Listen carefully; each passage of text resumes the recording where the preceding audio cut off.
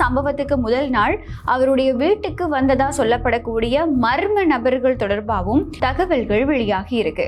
CD விக்ரமரத்னவோட மரணத்துக்கான காரணம் துப்பாக்கிச்சூடு, அது மட்டும் இல்லாம அதீத இரத்தப்போக்கு தான் அப்படின்னு சொல்லி குறிப்பிடப்பட்டிருக்கு. பொதுவா செய்து கொள்ளக்கூடிய நபர்கள் அவங்களுடைய தலைப்பகுதியிலேயோ அப்படி இல்லைன்னா வாய் பகுதியிலேயோ தான் துப்பாக்கியால சுட்டு செய்து கொள்வாங்க. அவருடைய நெஞ்சு பகுதியில தான் துப்பாக்கி சூடு இலக்காக இருந்தது. இந்த மர்ம மரணம் சாட்சிகளை அழிக்கிறதுக்காக நடத்தப்பட்ட திட்டமிட்ட கொலையா?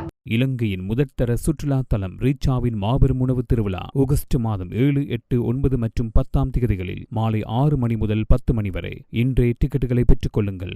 இலங்கையோட பாதுகாப்பு வட்டாரங்களையும் இலங்கையோட அரசியல் களத்தையும் கேள்விக்குள்ளாக்குற மாதிரியும் பேசு பொருளாக்குற மாதிரியும் தான் அண்மையில ஒரு சம்பவம் பதிவாகி இருந்தது. இலங்கையோட 35வது பொலிஸ்மா அதிபரா பணியாற்றி இருந்த சிடி விக்ரமரத்ன மர்மமான முறையில தன்னுடைய வீட்டுல உயிரிழந்திருக்காரு. இந்த சம்பவம் இன்னைக்கு வரைக்குமே நாட்டுல பேசு பொருளாகி இருக்கிறதுக்கான காரணம் என்ன அப்படின்னு சொன்னா, இது ஒரு கொலையா அப்படி இல்லைன்னா கொலையா அப்படிங்கிறது கேள்விகளுக்கான பதில் தான். அவர் தான் செஞ்சுக்கிட்டாரு அப்படின்னு ஆரம்ப கட்ட தகவல்கள் வெளியாகி இருந்தாலும் கூட இந்த மரணத்தோட பின்னணியில இன்னும் பல கேள்விகள் எழுப்பப்பட்டு இருக்கு. இந்த கேள்விகள் இப்போ வரைக்குமே ஒட்டுமொத்த நாட்டையுமே சந்தேகத்துக்குள்ளாக்கி இருக்கு அப்படின்னு சொல்லலாம். இதுல முதலாவது கேள்வி என்ன அப்படின்னு சொன்னா, பொதுவா செய்து கொள்ளக்கூடிய நபர்கள் அவங்களுடைய தலைப்பகுதியிலேயோ அப்படி இல்லைன்னா வாய் பகுதியிலேயோ தான் துப்பாக்கியால சுட்டு செய்து கொள்வாங்க. ஆனா சிடி விக்ரமரத்னவோட இந்த மர்ம மரணத்துல அவருடைய நெஞ்சு பகுதியில தான்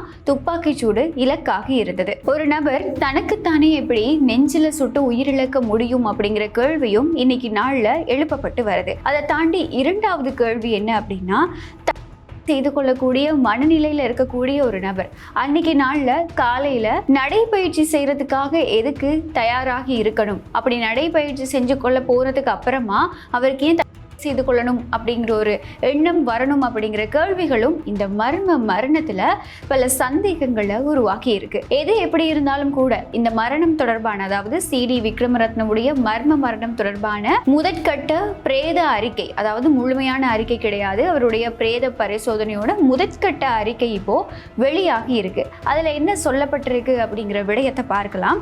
இப்போ வெளியாக இருக்கக்கூடிய பிரேத பரிசோதனையோட முதற்கட்ட அறிக்கையோட விவரங்கள் என்ன இருக்கு அப்படின்னா, சிடி விக்ரமரத்னவோட மரணத்துக்கான காரணம் துப்பாக்கிச்சூடு, அது மட்டும் இல்லாம அதீத இரத்தப்போக்கு தான் அப்படின்னு சொல்லி குறிப்பிடப்பட்டிருக்கு. இந்த ஒரு விஷயம் தான் சொல்லப்பட்டிருக்கே தவிர இது கொலையா தற்கொலையா அப்படிங்கிற தொடர்பான விவரங்கள் எதுவுமே இந்த முதற்கட்ட பிரேத பரிசோதனை அறிக்கையில வெளியாகல. இது முழுமையான அறிக்கையும் கிடையாது அப்படிங்கிற ஒரு விஷயமும் சொல்லப்பட்டிருக்கு. அதையும் தாண்டி இவர் பயன்படுத்தின அந்த கை துப்பாக்கி, அது மட்டும் இல்லாம அவருடைய உடற்கூற்று மாதிரிகள், இது எல்லாமே அரசு ரசாயன பகுப்பாய்வுக்கு அனுப்பி வைக்கப்பட்டிருக்கு. விக்ரமரத்னவோட மனைவி, குடும்பத்துல இருந்தவங்க, அது மட்டும் இல்லாம பாதுகாப்பு அதிகாரிகள் உட்பட இதுவரைக்கும் 10 பேர்கிட்ட இந்த மர்ம மரணம் தொடர்பான வாக்குமூலங்கள் பதிவு செய்யப்பட்டிருக்கதா தான் தகவல்கள் வெளியாகி இருக்கு. அது மட்டும் இல்லாம சம்பவத்துக்கு முதல் நாள் அவருடைய வீட்டுக்கு வந்ததா சொல்லப்படக்கூடிய மர்ம நபர்கள் தொடர்பாகவும் வீட்டோட வெளிப்பகுதியில் இருக்கக்கூடிய சிசிடிவி காட்சிகளை வச்சு தீவிர விசாரணைகள் முன்னெடுக்கப்பட்டு வர்றதா இப்போ வரைக்கும் தகவல்கள் வெளியாகி இருக்கு. கடந்த சில மாதங்களுக்கு முன்னாடி 2019ஆம் ஆண்டு நடந்த நாட்டுல ஒரு மிகப்பெரிய பேசு பொருளா இப்போ வரைக்குமே மாறி இருக்கக்கூடிய ஈஸ்டர் ஞாயிறு பயங்கரவாத தாக்குதல் சம்பவம் தொடர்பா குற்றப்புலனாய்வு திணைக்களம் முன்னாள் பொலிஸ்மா அதிபர் சிடி விக்ரமரத்ன கிட்ட பல மணி நேரம் வாக்குமூலம் பெற்றிருக்கு. இந்த வாக்குமூலத்துல விக்ரமரத்ன பல உண்மைகளை வெளிப்படுத்தி இருக்கதாகவும் இப்போ இவருடைய மரணத்துக்கு அப்புறமா பல தகவல்கள் வெளியாக ஆரம்பிச்சிருக்கு. ஈஸ்டர் தாக்குதலோட முக்கியமான குண்டுதாரிகள்ல ஒருத்தரான சாரா ஜாஸ்மின் சாய்ந்து மருந்து குண்டுவெடிப்புல உயிரிழந்துட்டாங்க அப்படிங்கிறத DNA பரிசோதனை மூலமா மறுபடியும் உறுதிப்படுத்தணும் அப்படின்னு கடந்த அரசாங்கத்தோட மிக முக்கியமான ஒரு VVIP ஒருத்தர் தனக்கு தொடர்ந்தும் அழுத்தம் கொடுத்துட்டு இருக்காரு அப்படின்னு சொல்லி விக்ரமரத்ன CID கிட்ட ஒரு வாக்குமூலம் வழங்கி இருக்காரு.